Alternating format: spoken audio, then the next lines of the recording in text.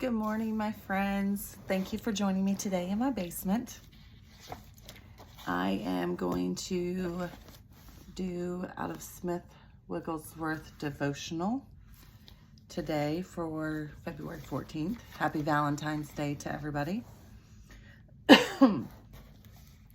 So the title is The Way to Overcome. Who is he who overcomes the world but he who believes that Jesus is the Son of God? 1 John 5:5. All right. The greatest weakness in the world is unbelief. And let me tell you, so many things that come at us now help to create the unbelief in us. And we have to stay focused on God and His Word and be in it daily and praying daily, reading His Word daily to counter the unbelief that the devil throws at us all the time. I mean, you can be on such a high level of faith and something happen and it just wipe you out. And we have to be so strong in our faith that we can recognize that it's the devil and say, "Get behind me, Satan. I rebuke you. You get out of here. Get out of my home. Get out of my life.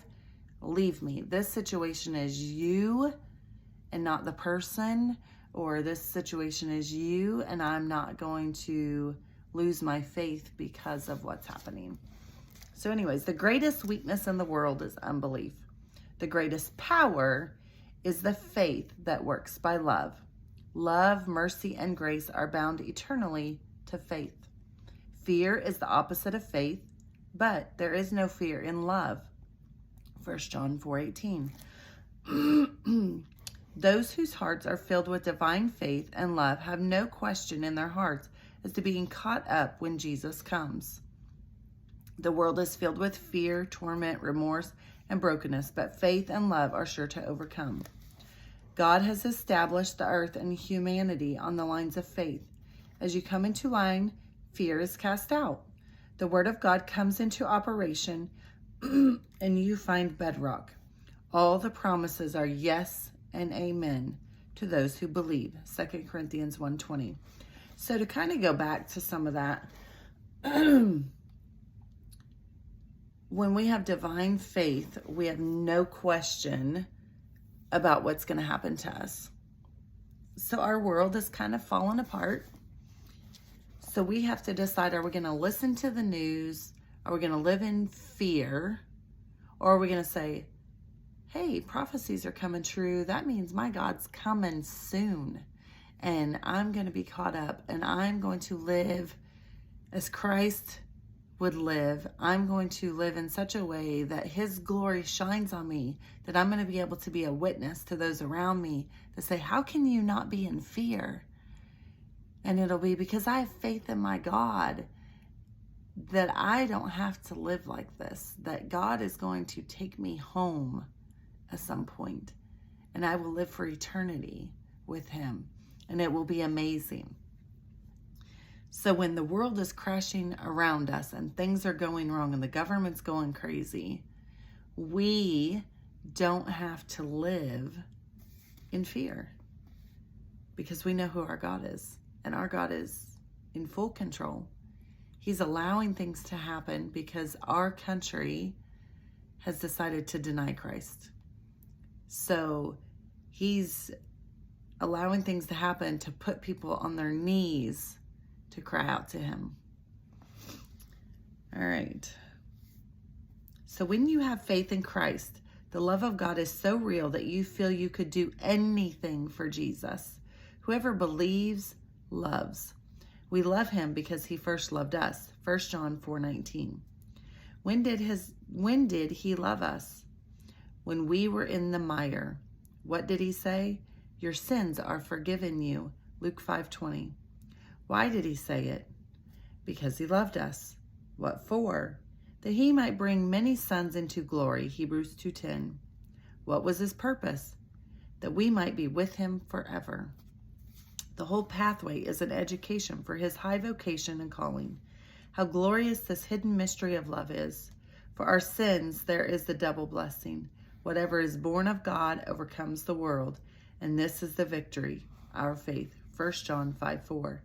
To believe is to overcome. I am heir to all the promises because I believe. It is a great heritage. I overcome because I believe the truth, and the truth makes me free. John 8:32. Christ is the root and source of our faith, and because he is in our faith, what we believe for will come to pass. There is no wavering. And when it says what we believe will come to pass, not in our timing. So we have to remember that we have to stand strong in the faith, and that God will answer our prayers according to his will and in his timing. So it may not always be in our timing, right? There is no wavering. This is the principle. He who believes is definite. A definite faith brings a definite experience and a definite utterance. There is no limit to the power of God, the power God will cause to come upon those who cry out to him in faith. For God is rich to all who will call upon him. Stake your claim for your children, your families, your co-workers, so that many sons may be brought to glory. As your prayer rests upon the simple principle of faith, nothing will be impossible for you.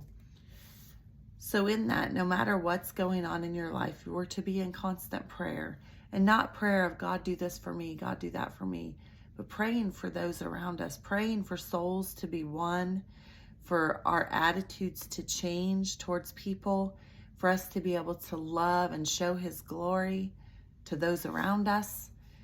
And so we're constantly supposed to be an example of Christ to everyone around us so that they can be saved and brought into his glory, so that they will live an eternal life with us. So we have to pray for our enemies. Pray for those who persecute you. Pray for those who have hurt you. You have to forgive. Doesn't say you have to forget what has happened and that you have to accept them back to you being a friend or being in your everyday life. But we still have to forgive them and pray for them that God will restore them and bring them into his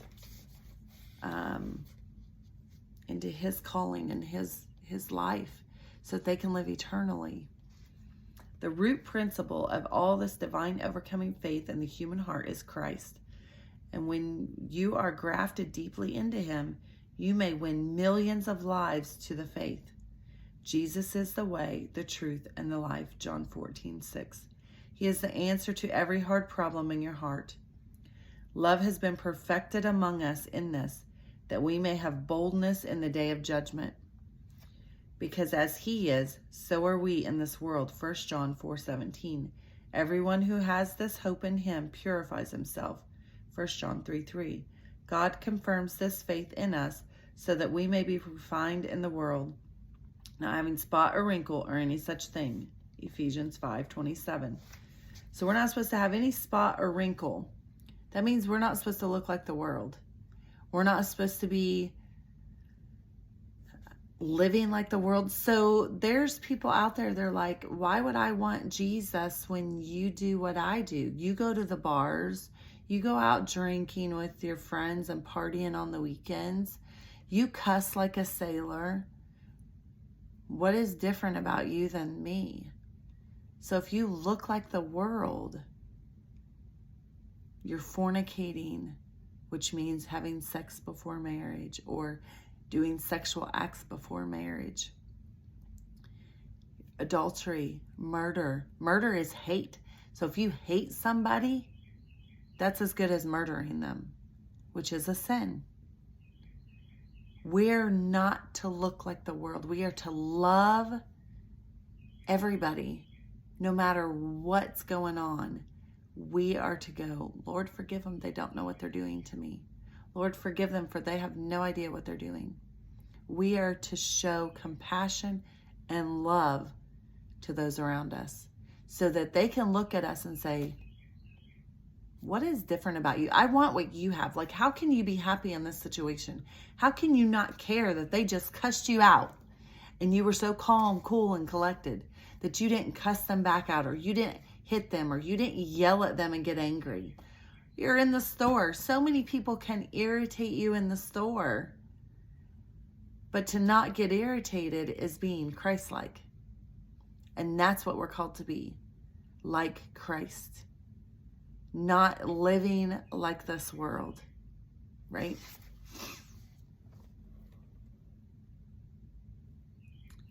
And that we have boldness in the day of judgment. Judgment's coming.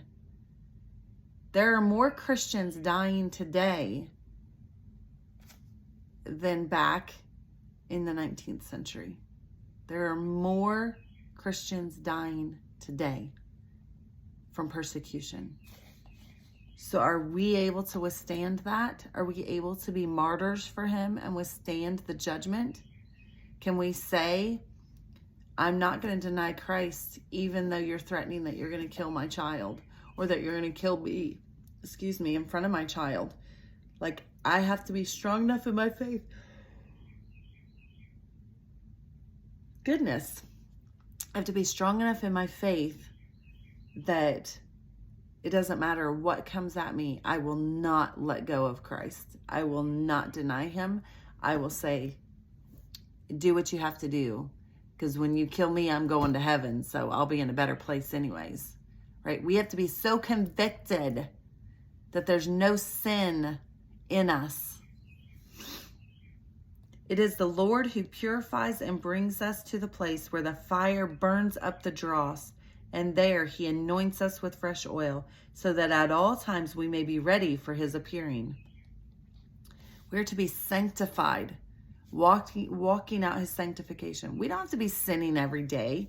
That is a lie of the enemy, that we sin every day. No, if we're being like Christ, yes, we may fall and we may fail, but that's not an everyday thing. We don't have to live like that. That is a lie from the enemy to get us to water down the relationship of Christ so that we start looking like the world. Because he knows if we sin, we're not going. So if he can get us to sin and believe that we're sinners, no, that's just like if you were an alcoholic and Jesus restored you and you're no longer an alcoholic. You don't sit and keep claiming, I'm an alcoholic. I'm an alcoholic. I haven't drank in 20 years, but I'm an alcoholic. No, you're not. You are set free. Quit claiming something you're not. So it's the same thing. We are to be sanctified in Christ. We are to live holy. We are not to be living like the world. We are to be changed and renewed and restored, forgiving those who hurt us, keeping the faith. It's a hard walk, but that's why God says, narrow is the path that leads to him. Wide is the path to destruction. There's so many people that are so deceived with this grace message. It's sickening. It's saddening. You have to live like Christ, purified and sanctified, living holy for him. And if you do mess up, immediately repenting, saying, God, forgive me. I did not mean to do that. Forgive me and bring me back into your path of righteousness. God is separating us for himself, just as he separated Enoch for a walk with himself. Because of a divinely implanted faith, he could testify before his translation that he pleased God. Hebrews 11:5. So Enoch never died. God just took him up because he was so in tune with God that he never suffered death. He just was translated to heaven. As the day of the Lord hastens on, we too need to walk by faith until we overcome all things. By our simple belief in Jesus Christ, we walk right into glory. So the thought for today, being more than overcomers, is to have a shout at the end of the fight. So when sickness comes upon us, when the devil brings death into our family, loss, accidents, losing friends, losing family, fighting within the family, when we can say at the end of something bad happening, hallelujah, Jesus, thank you. You are my Savior. You are my Lord. And no matter what comes against me, I will not lose my faith in you. I will not lose my hope in you. When we can shout to God at the end of a fight, we will overcome by our faith and by the word of our testimony.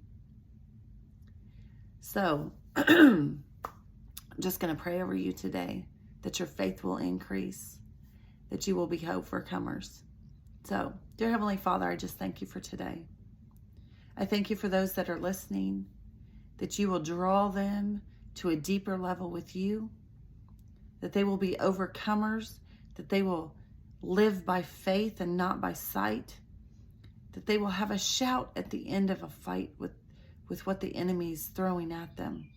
They will continue to walk this walk, being blameless, being sinless, being sanctified to you, holy to you. That they will want so much to live like Jesus Christ did on this earth. That as we strive to live like him, we'll become more and more like him, looking more and more like him, being an example to those around us, shining his glory throughout, having the love of Christ pour out from us. We thank you for it in Jesus' mighty name. Amen. Thank you for watching. Remember, like, subscribe, notification bell. If you like my messages, please share them on your social media platforms, as I believe that God has given me these messages to spread out to those around us, to get these messages heard. Thank you. Be blessed. Have a great week, and I will see you again later. Bye.